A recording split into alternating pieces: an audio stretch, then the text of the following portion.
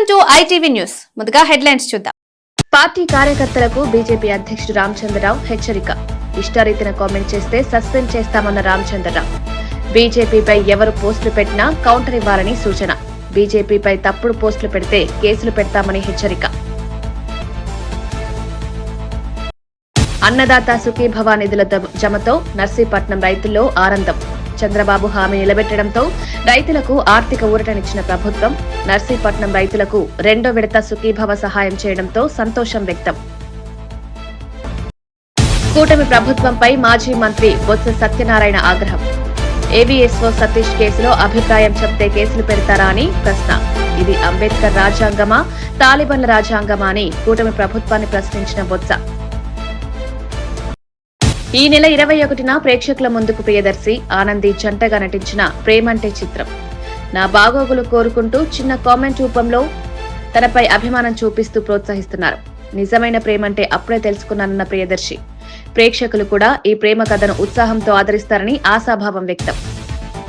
రైతుల ఖాతాల్లో 7,000 రూపాయలు జమ చేసిన ప్రభుత్వంపై హర్షం. అనకాపల్లి జిల్లా నర్సీపట్నంలో రైతుల సంక్షేమాన్ని కేంద్రంగా చేసుకుని ప్రభుత్వం చేపట్టిన అన్నదాత సుఖీభవ పథకం రెండో విడత నిధుల జమతో ప్రాంతంలో హర్షం నెలకొంది. రైతు బాగుంటేనే రాష్ట్రం సుభిక్షంగా ఉంటుందన్న దృఢ నమ్మకంతో ముఖ్యమంత్రి చంద్రబాబు మాట తప్పకుండా నిలబెడుతున్నారని శాసనసభ స్పీకర్ అయ్యన్న పాత్రుడు తెలిపారు. నర్సీపట్నం నియోజకవర్గానికి 23 కోట్లు విడుదల చేయడం ద్వారా ప్రభుత్వం రైతుల పట్ల చూపుతున్న శ్రద్ధ స్పష్టమవుతుందన్నారు. అర్హత ఉన్న ప్రతి రైతుకు ఏటా 20,000 ఆర్థిక సాయం అందించడమే ప్రభుత్వ లక్ష్యమని, ఈ క్రమంలో నేడు కేంద్ర ప్రభుత్వం వాటా 2,000, రాష్ట్ర ప్రభుత్వం వాటా 5,000 కలిపి మొత్తం 7,000 రూపాయలు రైతుల ఖాతాల్లో జమ చేసినట్లు తెలిపారు. పంట వ్యయాలు, కుటుంబ ఖర్చులు, రుణ ఒత్తిడిలో ఉన్న రైతులకు ఈ సాయం పెద్ద ఊరటనిస్తుందన్నారు. వ్యవసాయం రాష్ట్ర ఆర్థిక వ్యవస్థకు వెన్నెముక కాబట్టి రైతు సంక్షేమాన్ని అత్యంత ప్రాధాన్యంగా కొనసాగించనున్నామని స్పీకర్ స్పష్టం చేశారు.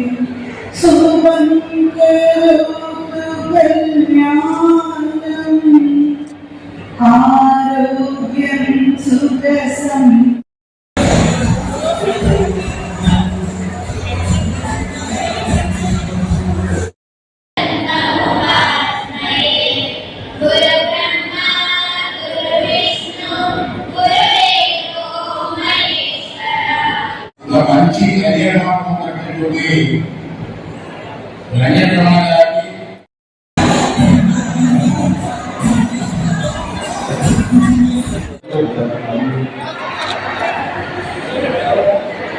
ఇప్పుడు మళ్ళీ రెండో విడత ఈరోజు రాష్ట్రం మొత్తం మీద అంటే 19వ తారీఖు కేంద్ర ప్రభుత్వం 2,000, రాష్ట్ర ప్రభుత్వం 5,000, మొత్తం 7,000 రూపాయలు వేళ మన రాష్ట్రంలో ఉన్న రైతులందరికీ ఖాతాలో వేయడం జరిగింది. మొత్తం మిగిలిన ఆర్థిక శాఖ 2 సార్లు వేస్తే వేళతో 2 అయిపోయింది. ఇంకొకటి ఉండిపోయింది మనకు, ఇంకో విడత, అది 6,000 రూపాయలు. ఈ 6,000 రూపాయలు కూడా నెక్స్ట్ విడత వెయ్యాలని చెప్పి ప్రభుత్వం నిర్ణయం తీసుకోవడం జరిగింది. రాష్ట్రం మొత్తం మీద 46,85,838 మందికి ఇస్తున్నాం. 46 లక్షల మంది రైతులకు ఇవాళ ఇస్తున్నాం. మనం ఇప్పుడు నర్సీపట్నం నియోజకవర్గానికి వస్తాం. మన నర్సీపట్నం నియోజకవర్గానికి ఎంత డబ్బు ఇచ్చావో తెలుసా? పశ్చిమ గోదావరి జిల్లా తాడేపల్లిగూడెంలో జరిగిన జనసేన సభ్యత్వ కార్యక్రమంలో ఎమ్మెల్యే బొలిశెట్టి శ్రీనివాస్ భావోద్వేగంగా స్పందించారు. తన ఊపిరి ఉన్నంత వరకు రాజకీయాల్లో కొనసాగుతారని స్పష్టం చేసిన ఆయన, పార్టీ అధినేత పవన్ కళ్యాణ్ అవకాశం ఇస్తే మరోసారి ఎమ్మెల్యేగా పోటీ చేయడానికి సిద్దమన్నారు. చింతాడపల్లిలో వైసీపీ నుంచి జనసేనలో చేరిన నాయకులు, కార్యకర్తలను స్వాగతిస్తూ ఎన్నికల వరకే రాజకీయాలుంటాయని, ఎన్నికల తర్వాత మొత్తం సమయం నియోజకవర్గ అభివృద్ధికే కేటాయిస్తున్నారన్నారు. తన గెలుపు కోసం కూటమి నాయకులు, కార్యకర్తలు ఎనలేని కష్టాలు పడ్డారని, వారందరినీ గుండెల్లో పెట్టుకుని ముందుకు సాగుతున్నారని పేర్కొన్నారు. జనసేనలోకి చేరిన వారిని ఎక్కడా తక్కువగా చూడబోమని, అందరినీ సమానంగా తీసుకుని పనిచేయడమే తన ధ్యేయమన్నారు. ప్రజలిచ్చిన ప్రేమ, మద్దతు తనకు ఎంతో బలమిస్తున్నాయని, అభివృద్ధి తన రాజకీయాల లక్ష్యమని బొలిశెట్టి శ్రీనివాస్ స్పష్టం చేశారు. ఇవన్నీ తెలియకుండా చాలా మంది మాట్లాడుతున్నారు. ఆయనేమో నేను వస్తే రఫా పీకిలు కోసేస్తాడు. పీకిలు కోస్తారా? ఎవడన్నా ఓట్లు వేస్తారు మీకు? నేను కన్నాలేసిన డబ్బు అంతా ప్రజలకు ఇస్తానని చెప్పి నీకు ఓట్లు వేస్తారు. నువ్వు పీకిలు కోస్తే కోయించుకుంటాక 5 సంవత్సరాలు చూసావు. నీకు కోసేస్తారేమో కానీ కోయించుకుంటాక సిద్ధంగా లేవని కూడా జగన్మోహన్ రెడ్డి గారికి ఈ వేదికతో తెలియజేస్తూ ఉన్నా. మేము అంటూ వస్తే ఒక్కొక్కరి సంగతి చూస్తానంటాడు. మీకు ఎందుకు ఓట్లు వేస్తున్నారు? అసలు పోలవరం ప్రాజెక్ట్ కడతా ఓట్లు వేస్తారు, లేకపోతే అమరావతి నగరాన్ని డెవలప్ చేస్తా ఓట్లు వేస్తారు, లేకపోతే టూరిజం డెవలప్ చేస్తా ఓట్లు వేస్తారు. అది మానేసి మేము వస్తే తెలుగుదేశం వాళ్ళ సంగతి చూస్తాను, జనసేన సంగతి చూస్తాను, లేకపోతే ఆఫీసర్ సంగతి చూస్తాను. నువ్వేమి చూడలేవు, నువ్వు మళ్ళీ రావు, కలగనొద్దని కూడా తెలియజేస్తా ఉన్నా. ఎవరన్నా మీరు ఆ కోమాలో ఉంటే బయటికి రండి. ఇంతకంటే విధ్వంసం ఈ రాష్ట్రంలో ఏ మాజీ ముఖ్యమంత్రి చేయడు. ఇవాళ నిబద్ధత వ్యక్తి చంద్రబాబు నాయుడు గారు ఈరోజు వచ్చారు. పవన్ కళ్యాణ్ గారి సహకారంతో ఇద్దరు కలిసి అన్నదమ్ములే పనిచేస్తూ ఉన్నారు. మనం కూడా అలా ఉండవలసిన అవసరం ఉంది. ఈ 15 సంవత్సరాల్లో కూడా కలిసి ఉందామని వాళ్ళు చెప్తూ ఉన్నారు. కూటమి అనేది ఎప్పుడు ఉంటుంది, దానికోసం ఇబ్బంది పడవలసిన అవసరం లేదు. కలిపి నడవలసిన బాధ్యత నేను తీసుకుంటాను. ఎలాంటి ఇబ్బంది పడకండి. మీరు ఎవరైనా వస్తే ఇంకా వైసీపీ వాళ్ళకి ఆహ్వానం పలుకుతున్నాం. ఎందుకంటే ఆ పార్టీకి ఓటేస్తే రాష్ట్రం నష్టపోతుంది. మాకేమీ నష్టం లేదు. రాజకీయాలు చేస్తే నష్టం మాకు. రాజకీయాలు చేస్తే ఉన్న ఓపిక పోతుంది అంతే తప్ప మేమే భయపడేది ఏం లేదు. కాబట్టి ఈరోజు మన కూటమిలోకి వచ్చిన రాజారావు కుటుంబానికి, దాంతోపాటుగా వారితో వచ్చిన వారి కుటుంబ సభ్యులందరికీ, వైసీపీ నుంచి వచ్చిన ప్రతి నాయకుడికి కూడా స్వాగతం పలుకుతూ రాబోయే రోజుల్లో ఒకే కుటుంబంగా, జగదే కుటుంబంగా మనందరం కలిసి విద్వేషాలకు తావు లేకుండా కలిసి పనిచేసి మరి మన ప్రతి పల్లెటూరుని పంచాయతీరాజ్, గ్రామీణాభివృద్ధి, స్త్రీ శిశు సంక్షేమ శాఖ మంత్రి శ్రీమతి ధనశ్రీ అనసూయ ఉక్కు మహిళా ఇందిరాగాంధీ స్ఫూర్తితో దేశంలోని మహిళలు అత్యున్నత స్థాయికి ఎదగాలని ప్రభుత్వం కట్టుబడి ఉందని అన్నారు. ఇందిరాగాంధీ ధైర్యం, నాయకత్వం, దేశ సేవలో చూపిన దృఢ నిశ్చయం ప్రతి మహిళకు మార్గదర్శకమని పేర్కొన్నారు. మహిళలు విద్య, ఆర్థిక, రాజకీయ రంగాల్లో మరింత ముందుకు రావడానికి ప్రభుత్వం ప్రత్యేక పథకాలు అమలు చేస్తుందని వెల్లడించారు. గ్రామీణ మహిళలకు స్వయం ఉపాధి, నైపుణ్యాభివృద్ధి, భద్రత, సంక్షేమ రంగాల్లో విప్లవాత్మక కార్యక్రమాలు చేపట్టినట్టు తెలిపారు. ఇందిరాగాంధీ వంటి శక్తివంతమైన నాయకులు భారతదేశ ఉనికిని ప్రపంచానికి చాటినట్లు నేటి మహిళలు కూడా అలాంటి శక్తి, ధైర్యం, నాయకత్వాన్ని ప్రదర్శించాలని సీతక్క పిలుపునిచ్చారు. మహిళల ఎదుగుదలే సమాజ పురోగతికి మూలస్తంభమని స్పష్టం చేశారు. అంటే గ్రామీణ ప్రాంతాలలో ఒకప్పుడు పేదవాళ్ళందరూ ఎక్కువ వడ్డీ వ్యాపారుల దగ్గరికి వెళ్ళి డబ్బులు తీసుకొని వడ్డీలకు చక్ర వడ్డీలు కట్టలేక ఉన్న ఆస్తులు కూడా పోగొట్టుకుంటున్న క్రమంలోనే ఈరోజు ఇస్సెర్ప్ అనేటువంటి సంస్థను, పేదరిక నిర్మూలన సంస్థను మనం తీసుకొచ్చి మరి గుప్పెడు బియ్యం నుంచి 10 రూపాయల పొదుపు నుంచి ఈరోజు ఒక్కొక్క గ్రూప్ 20 లక్షల రూపాయలు మీరు బ్యాంకు నుంచి తీసుకొని దాదాపుగా 99% అట్లా రీపేమెంట్ అనేది చాలా అద్భుతంగా చేస్తూ క్రమశిక్షణ కలిగినటువంటి ఒక పొదుపు ఉద్యమం, ఒక భావోద్వేగం లాగా అంటే ఈ సంఘంలో ఉంటే ఆర్థిక బలోపేతంతో పాటు సామాజిక సంబంధాలు, అక్క చెల్లెల రిలేషన్స్, ఒంటరి మహిళలు, ఇంట్లో అక్క చెల్లెలు లేకున్నా, తోబుట్టు లేకున్నా, భర్త లేకున్నా మాకు ఈ మహిళా సంఘంలో ఉండడం మూలంగా అనేక రకాల సపోర్ట్ లభిస్తుందని కూడా మా సర్వేలో తేలింది. ఇంకా అందుకనే బలోపేతం చేయడం జరుగుతుంది.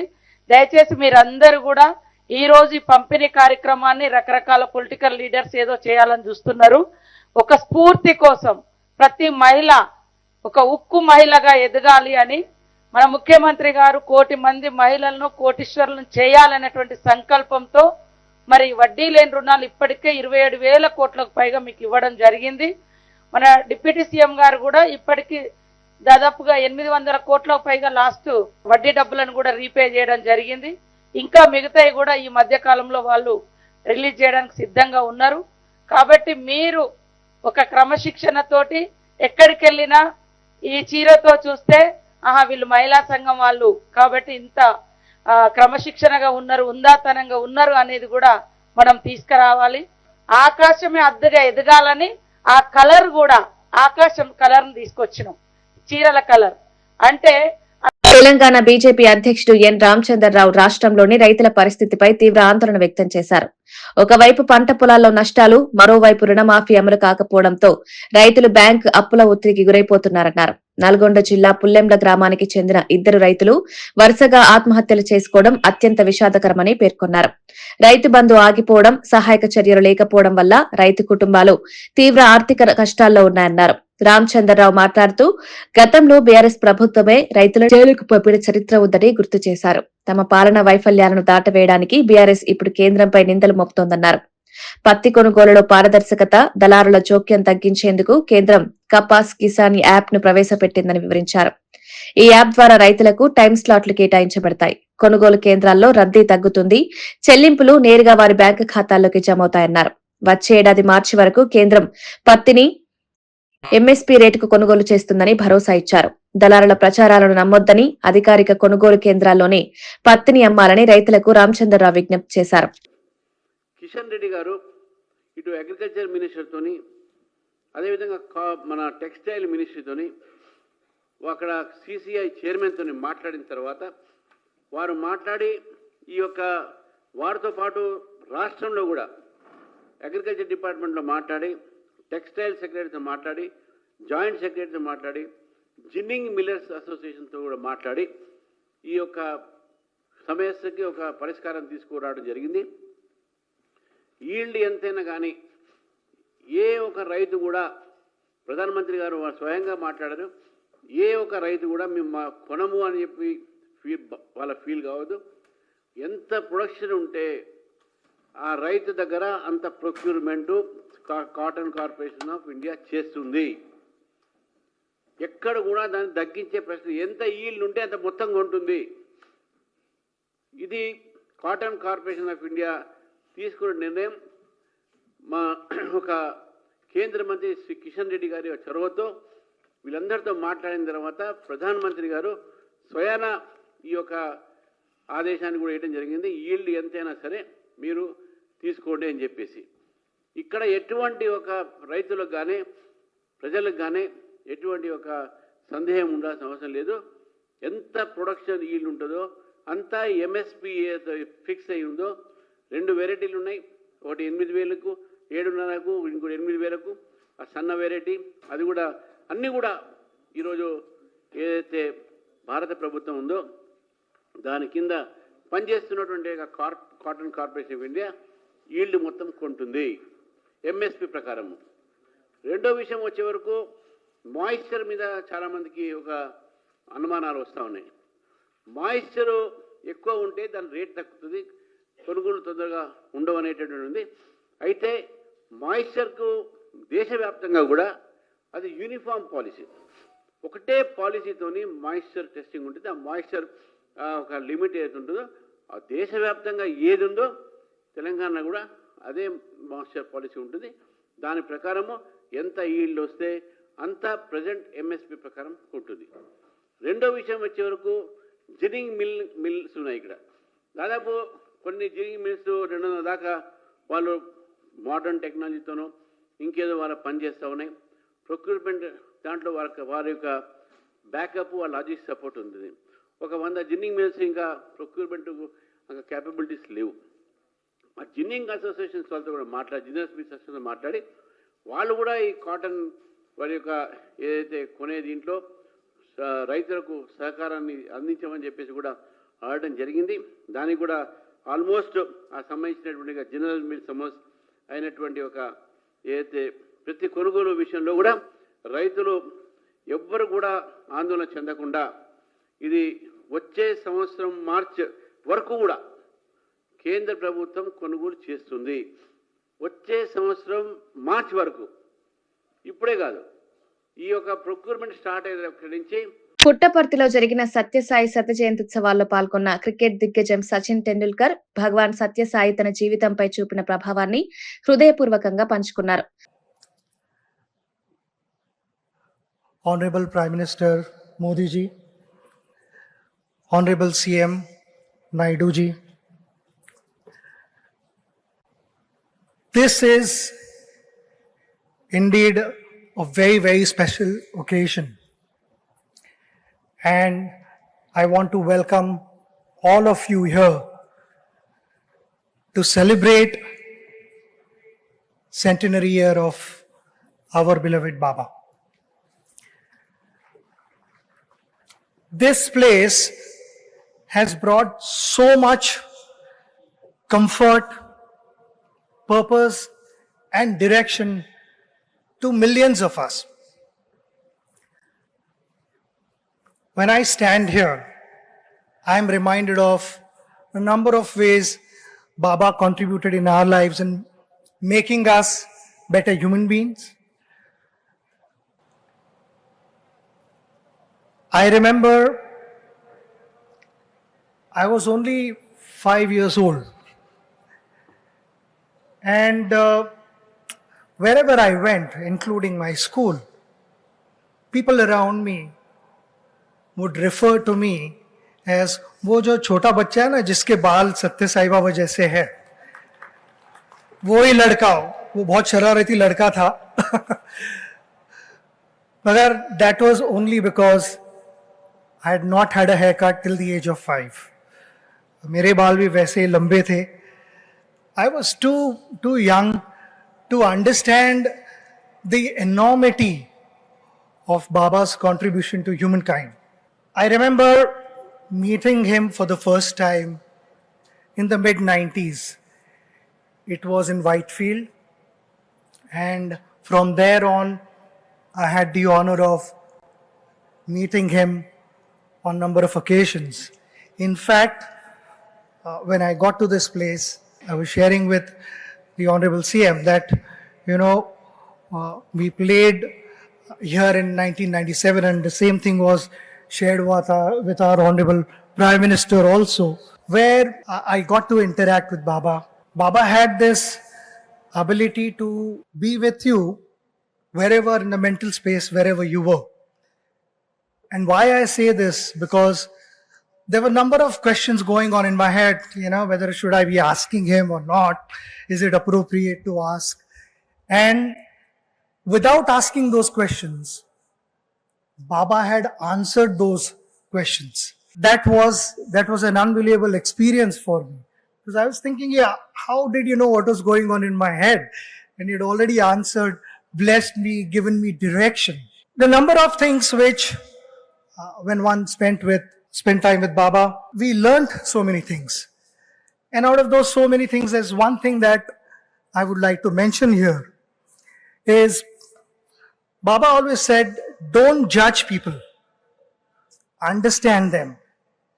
Learn to accept the way they are and adapt accordingly. Because understanding creates acceptance. Acceptance builds adaptability.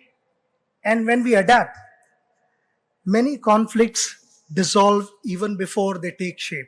He did it by giving us multiple examples. It was never an instruction to someone, go there and do this. He himself did it.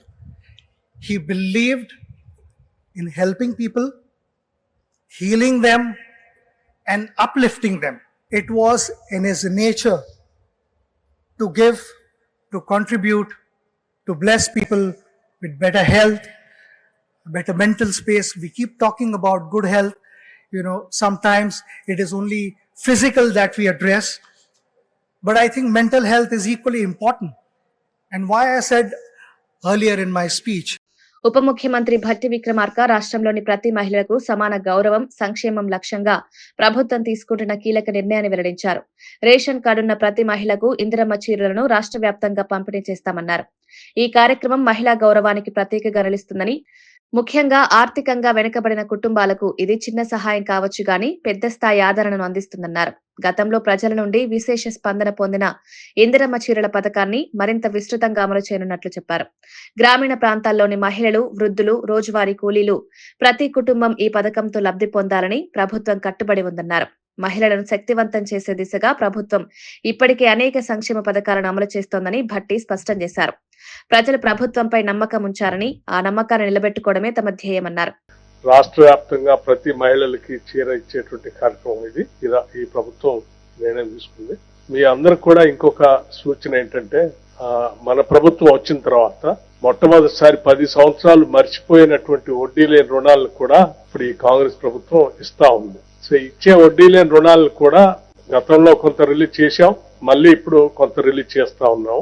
దాన్ని కూడా పెద్ద ఎత్తున మీరు మహిళలందరికీ అవగాహన కల్పించేటట్టుగా చేసి ఇంకా ముందుకు తీసుకొని పోయి బాగా ఇప్పుడే ముఖ్యమంత్రి గారు చెప్పినట్టు పెట్రోల్ బంపులు జిల్లా సమాఖ్యలు ఏ రకంగా అయితే సాధించారో ఎక్కడ బస్సులు మహిళా సంఘాలందరికీ సాధ్యమైనంత మేరకు ఎక్కడెక్కడైతే మీరు మహిళా సంఘాలు ముందుకు వచ్చి బస్సులు కొంటే ఆ బస్సుల్ని మళ్ళీ ఆర్టీసీకి అద్దెకు పెట్టి తద్వారా ఆదాయం వచ్చేటట్టుగా కూడా రాష్ట్ర ప్రభుత్వం ప్రణాళిక తయారు చేసింది. అట్లాగే మహిళా సంఘాలకి సోలార్ పవర్ ప్రాజెక్టులకు సంబంధించి కూడా ఇప్పటికే ఎంఓయూ చేసి వాటి ముందు తీసుకొని పోతాం. అంటే ఎక్కడ ఏ రకంగా అందుబాటులో వ్యాపారం చేయడానికి అవకాశాలు ఉన్నాయో ప్రతి దాంట్లో కూడా మహిళలను ఇన్వాల్వ్ చేసి దానికి వడ్డీ లేని రుణాలను ఇచ్చి పెద్ద ఎత్తున మీ అందరినీ అభివృద్ధి చేయాలనేటువంటి ఆలోచనతోనే రాష్ట్ర ప్రభుత్వం ముందుకు పోతా ఉంది. జిల్లా సమైక్యాధ్యక్షులు, మండల సమైక్యాధ్యక్షులు, అట్లాగే ఆ గ్రామ సమైక్యలో ఉన్నటువంటి నాయకురాళ్ళు అందరూ కూడా దీన్ని పెద్ద ఎత్తున ప్రచారంలో తీసుకొని పోయి ప్రభుత్వం కల్పించేటువంటి ఈ అవకాశాలన్నీ అందిపుచ్చుకోవాలని మీ అందరికీ విజ్ఞప్తి. హిందూపూర్ లో వైఎస్ఆర్ కాంగ్రెస్ పార్టీ కార్యాలయంపై జరిగిన దాడి తర్వాత ఈ తీవ్ర సంఘటనపై రాష్ట్రంలోని ముఖ్య నాయకులు స్పందించకపోవడం ఆశ్చర్యకరమని వైఎస్ఆర్సీపీ ఇన్ఛార్జ్ దీపిక ఆవేదన వ్యక్తం చేశారు. పార్టీ కార్యాలయం ధ్వంసం చేయబడినప్పటికీ హిందూపూర్ ఎమ్మెల్యే నందమూరి బాలకృష్ణ గాని, మంత్రి నారా లోకేష్ గాని ఒక్క మాట స్పందించకపోవడం ప్రజల్లో అనేక ప్రశ్నలు లేవనెత్తుతోందన్నారు. రాష్ట్రంలో చట్టం నిజంగా అమల్లో ఉందా, పోలీస్ వ్యవస్థ ఎక్కడ ఉంది అనే ప్రశ్నలను ఆమె ముందుకు తెచ్చారు. రాజకీయ విభేదాల పేరుతో కార్యాలయాలపై దాడులు చేయడం ప్రజాస్వామ్యానికి హానికరమని పేర్కొన్నారు. శాంతి భద్రతను కాపాడాల్సిన బాధ్యత ప్రతిష్టాత్మక నాయకులపై ఉందని, కానీ బాధితులను పరామర్శించడం గాని, దాడిని ఖండించడం కానీ చేయకపోవడం దురదృష్టకరమని దీపిక అన్నారు. ఘటనపై కఠిన చర్యలు తీసుకుని నిందితులను వెంటనే అరెస్ట్ చేయాలని డిమాండ్ చేశారు. 7 మరియు SC/ST అట్రాసిటీ కేసెస్ ఇలాంటివన్నీ పెట్టినారు. ఎంతవరకు న్యాయమని నేను అడుగుతా ఉన్నాను. లేకుండా ఉండే వాళ్ళ పైన కూడా ఆ రోజు కేసు అనేది వీళ్ళు కట్టించున్నారు. వేర్ ఇస్ లా అని నేను అడుగుతాను. ఈ రోజు ఏదో ఒక స్టేట్మెంట్ గానీ ఇవ్వలేదు. దీన్ని నేను తీవ్రంగా ఖండిస్తా ఉన్నాను. రాబోయే రోజుల్లో ఇలాగే మీరు రెడ్ బుక్ రాజ్యాంగాన్ని నడిపితే ఏ ఒక్క ప్రజలు ఊరుకుండేది లేదు. ప్రతి ఒక్క మీ మూవ్మెంట్ ని ప్రజలందరూ గమనిస్తా ఉన్నారు. ప్రతి ఒక్కరికి తెలుస్తా ఉంది టీడీపీ వాళ్ళు ఒక రెడ్ బుక్ రాజ్యాంగం అనేది ప్రతి ఒక్క చోట జరుపుతా ఉన్నారు. ఒక గొంతు ఏదైతే మిమ్మల్ని ప్రశ్నిస్తా ఉందో మీరు దాన్ని కేసులు పెట్టి నొక్కేస్తా ఉన్నారు. ఈ రోజు ఎంత మంది పైన కేసు పెడతారని నేను ఈరోజు మిమ్మల్ని ప్రశ్నిస్తా ఉన్నాను. ఆ రోజు నియోజకవర్గంలో సిట్టింగ్ ఎమ్మెల్యే బాలకృష్ణ గారు అక్కడే ఉన్నారు. ఒకటి మన పార్టీ కార్యకర్తలు ఏం చేస్తున్నారు అనేది ప్రతి ఒక్క ఇన్ఫర్మేషన్ ఆడున్నటువంటి ఎమ్మెల్యేకి కానీ అక్కడ ఉన్నటువంటి లీడర్స్ కానీ పోతుంది. నాకు తెలిసి ఇవి అన్ని చూస్తా ఉంటే బాలకృష్ణ గారికి తెలిసే ఇది జరిగింది. ఎందుకంటే అదైన తర్వాత కూడా బాలకృష్ణ గారు ఆ రోజు నైట్ ఎవరైతే పార్టీ వద్దకి వచ్చి గలాట చేసి ధ్వంసం చేసి వెళ్ళినారో వాళ్ళతో కూర్చొని మాట్లాడుతున్నారు. ఒక్కసారి వాళ్ళని అడిగింటే ఒక స్టేట్మెంట్ అనేది కూడా ఇంతవరకు వాళ్ళు కరెక్ట్ గా ఉంటే ఇంతవరకు ఒక స్టేట్మెంట్ కూడా బాలకృష్ణ గారు ఇడిచిపెట్టలేదు. దిస్ జస్టిఫైస్ బాలకృష్ణ గారు రెచ్చగొట్టి చేపించిండేది అని. మాజీ ఎంపీ వి హనుమంతరావు, సోనియా గాంధీ అనేక బడుగు బలహీన వర్గాల జీవితాల్లో వెలుగులు నింపిన మహిళా నాయకురాలని అభినందించారు. భారత రాజకీయాల్లో విలువలు, త్యాగం, ప్రజల పట్ల నిజమైన అనురాగం కలిగిన అరుదైన నాయకత్వం సోనియా గాంధీదేనని విహెచ్ పేర్కొన్నారు. సాధారణ కుటుంబాల కోసం తీసుకున్న నిర్ణయాలు లక్షలాది ప్రజలకు ఊతమిచ్చాయని అన్నారు. ఆ అమ్మ బడుగు బలహీన వర్గాలకు పంచాలని ల్యాండ్ సీలింగ్ తీసుకురావడం, ఆ ల్యాండ్ సీలింగ్ తర్వాత అసైన్ భూములు ఇవ్వడం, దున్నేవాడికే భూమి ఇచ్చిన తల్లి ఆమె. బడుగు అగ్ర కులాల్లో పుట్టిన బడుగు బలహీన వర్గాల గురించి ఆలోచన చేసింది కాబట్టి ఆమె చనిపోయిన రోజు యావత్ భారతదేశంలో మా తల్లులు, మా అక్కలు 2 రోజుల వరకు కూడా పొయ్యి ముట్టియలే, అన్నం తినలే. అంటే ఆమె మా అమ్మ పోయింది, మమ్మల్ని ఆదుకునే వాళ్ళు ఎవరని ఆలోచన చేసిన తల్లి. ఆమె జీవితాంతం ఆమెకు తెలుసు ఏదైతే చనిపోతారని, చంపుతారని తెలిసినా ఆమె ఏమన్నది, నా ఒక్కొక్క నెత్తురు చుక్క ఈ భారతదేశానికి బడుగు బలహీన వర్గాలకి అంకితం చేస్తా గాని నేను మాత్రం భయపడను, చనిపోయినా పర్వాలే, బడుగు బలహీన వర్గాలకు న్యాయం చేస్తానని ఆలోచన చేసిన మహా తల్లి. ఆ తల్లిని ఎవ్వరూ మరవలేరు. ఏ గ్రామంలో అయినా ఏ చిన్న ఏది కూరగాయలు అమ్ముకునే వారిని అడిగినా, కూలినాలు వారిని అడిగినా, అమ్మ అంటే మా ఇందిరమ్మ మా అమ్మ. ఆమెనే ఈ బడుగు బలైన వర్గాల గురించి అగ్రకులాల్లో పుట్టిన బడుగు బలైన వర్గాల గురించి ఆలోచన చేసిన మహా తల్లి. అదేవిధంగా మన రాష్ట్రంలో రేవంత్ రెడ్డి గారు కూడా ఇవాళ రోజు ప్రభుత్వం వచ్చిన వెంటనే మహిళలకు సరి అయిన న్యాయం చేయాలి అనే ఆలోచన, మహిళలకు కూడా కోటీశ్వరులను చేయాలనే ఆలోచన కలిగింది. అదేవిధంగా ఇవాళ ఆయన జన్మదిన సందర్భంలో 1000 చీరలు అంటే ఒక కోటి చీరలు పంచడం జరుగుతున్నది. అంటే బడుగు బలహీన వర్గాల గురించి ఆలోచన చేసేదే కాంగ్రెస్ పార్టీ. ఆమె ఉన్నంత, ఆమె చనిపోయినా ఇవాళ కూడా ప్రజలు జ్ఞాపకం ఎందుకు పెడతారంటే ఆమె చేసిన మంచి పనులు.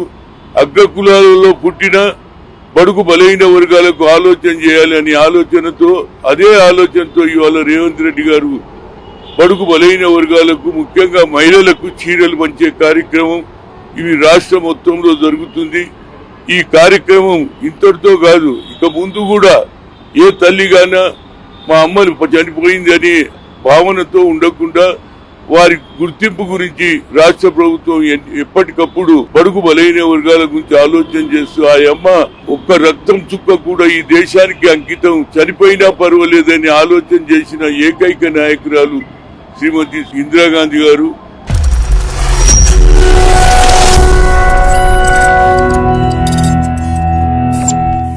వార్తలు ముగించే ముందు ముఖ్యాంశాలు మరోసారి.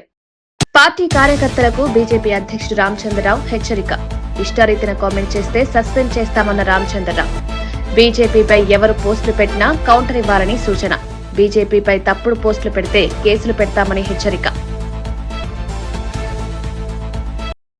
అన్నదాత సుఖీభవ నిధుల జమతో నర్సీపట్నం రైతుల్లో ఆనందం. చంద్రబాబు హామీ నిలబెట్టడంతో రైతులకు ఆర్థిక ఊరటనిచ్చిన ప్రభుత్వం. నర్సీపట్నం రైతులకు 2వ విడత సుఖీభవ సహాయం చేయడంతో సంతోషం వ్యక్తం. కూటమి ప్రభుత్వంపై మాజీ మంత్రి బొత్స సత్యనారాయణ ఆగ్రహం. ఏబీఎస్ఓ సతీష్ కేసులో అభిప్రాయం చెప్తే కేసులు పెడతారా అని ప్రశ్న. ఇది అంబేద్కర్ రాజ్యాంగమా, తాలిబాన్ల రాజ్యాంగమా అని కూటమి ప్రభుత్వాన్ని ప్రశ్నించిన బొత్స. ఈ నెల 21న ప్రేక్షకుల ముందుకు ప్రియదర్శి ఆనంది జంటగా నటించిన ప్రేమంటే చిత్రం. నా బాగోగులు కోరుకుంటూ చిన్న కామెంట్ రూపంలో తనపై అభిమానం చూపిస్తూ ప్రోత్సహిస్తున్నారు. నిజమైన ప్రేమంటే అప్పుడే తెలుసుకున్నానన్న ప్రియదర్శి. ప్రేక్షకులు కూడా ఈ ప్రేమ కథను ఉత్సాహంతో ఆదరిస్తారని ఆశాభావం వ్యక్తం. ఇవి ఈనాటి వార్తా విశేషాలు. మరో బులెటిన్లో మళ్లీ కలుద్దాం. నమస్కారం.